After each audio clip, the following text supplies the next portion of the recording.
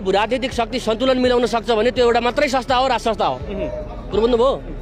आज प्रधानमन्त्रीले गएर चाहिँ एउटा चाहिँ राजदूतले गएर आदेश दिइरहेछ उपरहुटी लाएर, देश कसले चलाइरहेछ हो। हाम्रो बुझाइ के हो भने यो देश नेपालीकै हातमा रहोस्, नेपालीले नै चलाओस्, नेपालीबाटै हामी चाहिँ शासित हुन पाइयोस् भन्ने खाले मान्छे हो यो। अब राष्ट्रपति भयो भने यो देश अब हाम्रो हातमा रहँदैन खै त, रुवाए भए कसरी रह्यो त? फर्स्ट सिटिजन अफ नेपाल भनेर अहिले भन्दाखेरि अहिलेको परिस्थिति भन्दाखेरि को? रामचन्द्र पौडेल होइन? रामचन्द्र पौडेलले के गरे?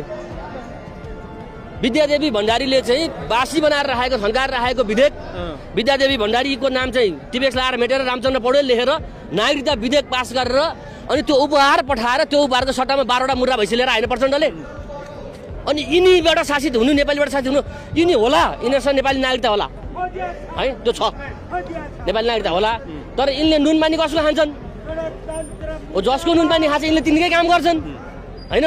त्यस कारणले हामीले अब अर्को तपाईँले अस्ति भर्खर पनि देख्नुभयो 23 र 24 गते जेनजीको एउटा ब्यानरमा आन्दोलन भयो।